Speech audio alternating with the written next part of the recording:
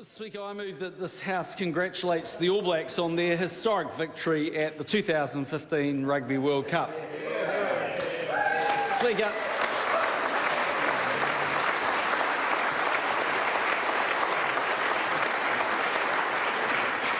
on Sunday morning, the country woke up at the better part of 5 a.m. full of expectation and excitement and a degree of probably trepidation to witness the final of the Rugby World Cup and to see whether dreams could become history, Mr. Speaker, and whether the great All Black side that we had witnessed right up until this final could ultimately bring home the Rugby World Cup.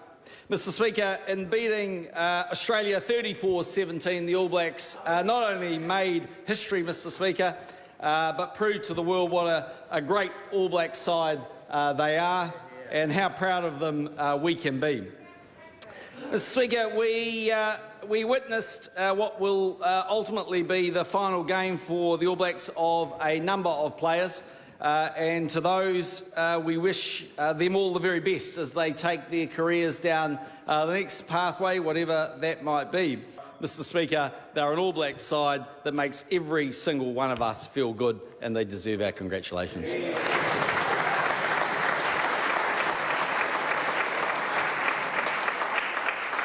The question is that the motion be agreed to. The Honourable Trevor Mallard. Thank you, Mr. Speaker. I think it's very rarely that I can stand up and say that I totally agree with the Prime Minister. I do want to put the thanks of the record of the thanks of New Zealand to the Prime Minister for being such a good sport and posing with Sam Whitelock, just to show the perspective of rugby players and politicians in New Zealand. I also want to put on the record thanks to a few people. Thanks to the people who initiated the Rugby World Cup. It was something that was done in the 1980s when rugby wasn't going quite as well as it is now, and it's gone in a relatively short time to being probably the most important individual trophy as far as New Zealanders are concerned. And I think that has been important in rebuilding the image of rugby in New Zealand and around the world. I want to acknowledge the late Jock Hobbs, who took rugby into the professional administration era. He got Chris Moller in, and Steve Chu, and Neil Sorensen, and Don Tricker, and earlier Dame Therese Walsh. People who have set a platform of professional administration off which this team has been able to grow. I want to acknowledge the World Rugby Award winners, Nihi Milner-Skudder, Julian Savia, Portia Woodman and Kendra Coxridge, who didn't get quite the recognition that some of the others did coming out of that ceremony. But a special acknowledgement for Dan Carter for his enormous contribution throughout a wonderful career. I note my colleague from Canterbury is saying hear, hear. He has broken my heart on a number of occasions as a Hurricanes supporter, but his career and especially his vision in the final and his skills in the final were the like of a fly half that I think it'll be a while until we see one so good again.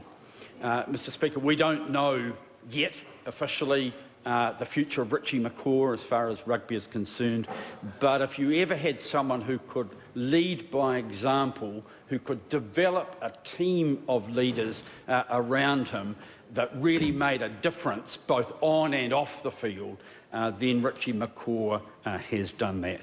I want to have my final comments in acknowledging the work of Steve Shag Hansen. His dry humour is something which New Zealanders are finding very, very special.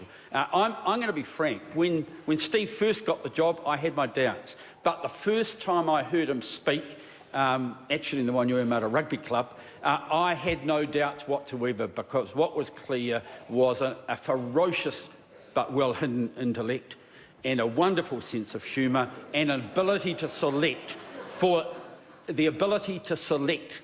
the longer term, which has meant that he has built a team that is really special. It is a golden era, and I, for one, hopes that he will think very, very carefully about the possibility of being the first coach to take 2. Thank you, Mr. Speaker.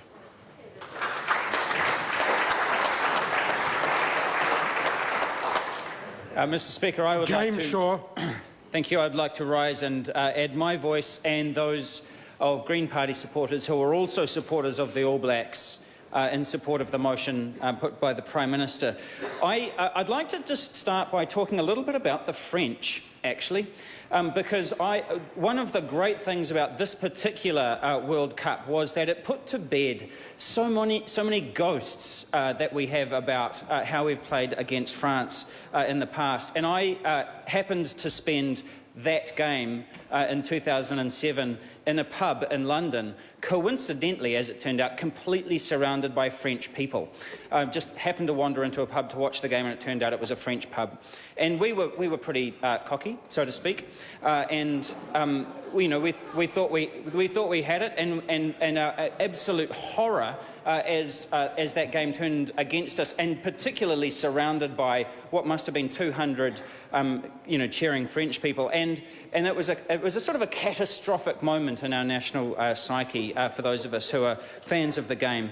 And so in this particular World Cup, to have beaten France by a larger margin than we beat Namibia was a particular high point. But of course, the greatest high point was, of course, the finale on Sunday morning, which I also did get up to with many New Zealanders at 5 o'clock in the morning to watch.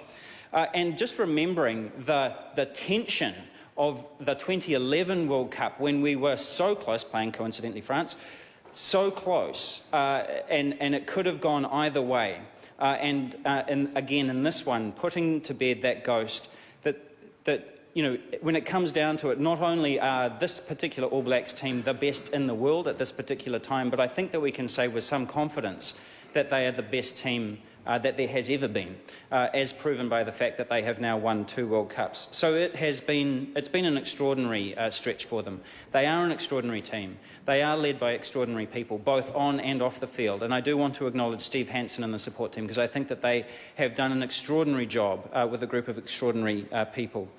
And so I think I'd also just like to comment that I did see one tweet on Sunday morning from the Black Ferns, just saying, congratulations, lads. Good to see that you're following in our footsteps, because the Black Ferns have, of course, won 4 World Cups, and so they're now continuing that trend, which is all great to see. So, Mr. Speaker, on behalf of myself, on behalf of Green Party supporters who are real fans of the game, congratulations to the team, congratulations to the support team, and well done.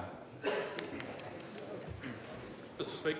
Fletcher Tabuto. Thank you, sir. New Zealand is proud of our All Blacks. The build-up was masterful and the excitement was high throughout the whole tournament.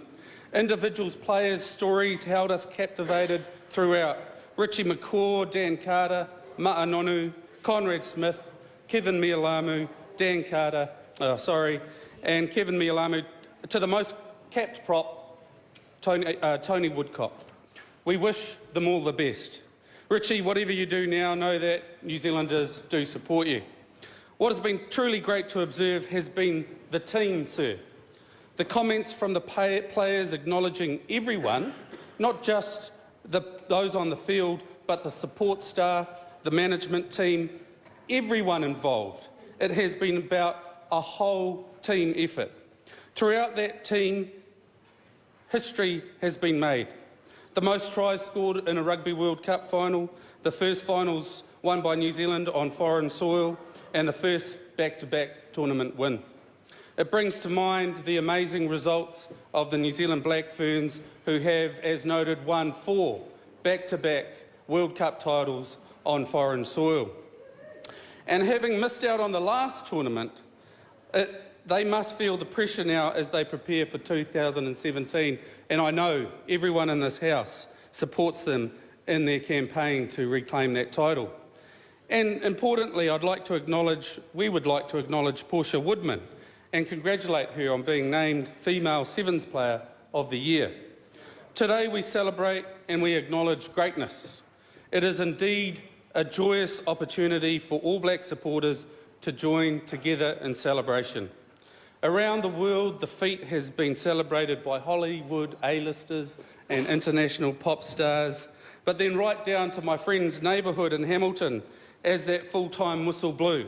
Across the country, the shouts of joy rocked homes and whole neighbourhoods, sir.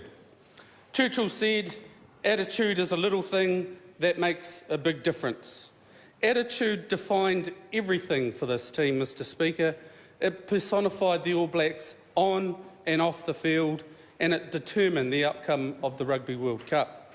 It spoke volumes as players such as Sonny Bill Williams and Beauden Barrett showed the world how humble, how giving and how selfless New Zealanders can be.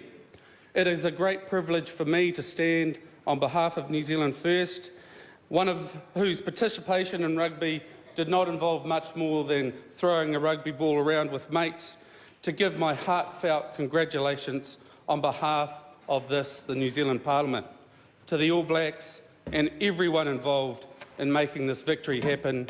You have done us all proud, and we thank you all.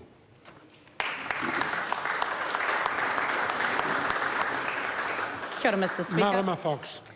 Kia ora, Mr. Speaker. I want to add my voice to that of David Hasselhoff and Kevin Costner, all of my other good friends in Hollywood, and of course the 51st Parliament, and congratulating the All Blacks on a mighty win. And I don't know about these guys who got up at 5 a.m, but I was up at 4 a.m. In fact, I didn't go to bed. That's right. Because we were waiting up with eager anticipation, watching all the pre-match deliberatory about whether or not so-and-so was going to score a try or who was going to get there first. But we were all amazed at the Ngāti boy, the scudder attack on the Australian backline as he scored that try. In fact, we weren't amazed because that's just how we roll on the East Coast. But I want to congratulate these guys for their back-to-back victory. And I want to see them back again in 4 more years for the three-peat.